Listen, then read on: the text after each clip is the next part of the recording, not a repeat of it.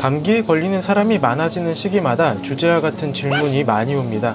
많은 사람이 공감할 내용으로 감기에 걸려서 코가 막히면 한쪽 코가 주로 막힙니다. 물론 증상이 심할 때는 양쪽 코가 모두 막히기도 하는데 일반적으로 발생하는 현상을 중점으로 의문을 해결해 보고자 합니다. 코는 왜 한쪽만 주로 막히는 걸까요? 이런 의문을 푸는 대부분 사람은 코막힘의 원인이 콧물에 있다고 생각합니다. 호흡을 통해 코로 들어간 공기의 흐름을 콧물이 차단해서 코막힘이 발생했을 거로 생각하는 건데, 그렇다면 한쪽 코씩 번갈아 가면서 콧물을 생성한다는 걸까요?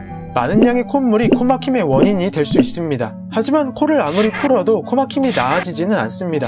순간적으로 코막힘이 풀린 듯한 느낌은 들 수 있으나 금세 똑같아집니다. 콧물이 원인이라면 콧물을 제거했을 때 코가 풀려야 합니다. 콧물이 나오지 않을 때까지 코를 풀어도 나아지지 않는 이유는 비주기에 있습니다.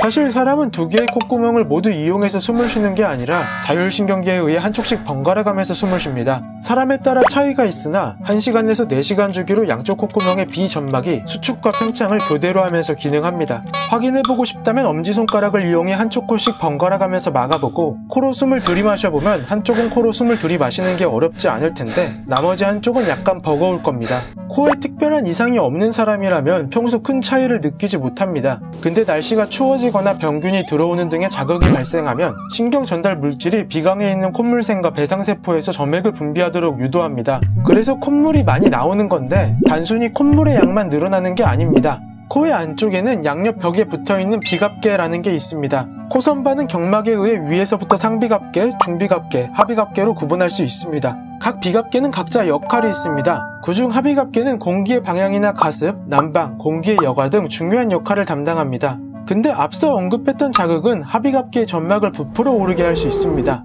코는 비주기에 따라 번갈아 가면서 비점막의 수축과 팽창을 반복한다고 했는데 비점막이 부어오른 상태에서 하비갑계가 팽창하면 코가 완전히 막힐 것이고 수축한 쪽은 막히지 않아도 숨쉬기가 힘들어질 겁니다. 이게 바로 한쪽 코만 막히는 이유입니다. 그리고 앉아있을 때는 그나마 코로 숨쉬는 게 괜찮은데 자려고 누우면 코가 완전히 막혀버려서 잠을 설치는 경우가 많습니다. 누웠을 때 코가 더 막히는 이유는 머리 쪽으로 피가 쏠리면서 혈관이 팽창하고 하비갑계가 부풀어 오르기 때문입니다.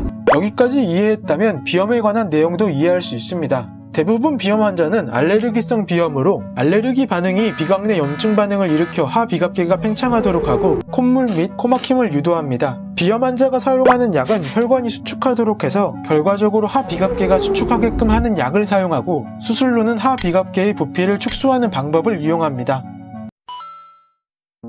사서에서 물어보지 못했지만 궁금했던 이야기, 오늘의 사물궁이는 여기까지입니다. 재밌게 보셨다면 구독과 좋아요 부탁드립니다. 주제 제보가 하고 싶으신 분은 채널 아래에 제보 링크가 있으니 참고하길 바랍니다.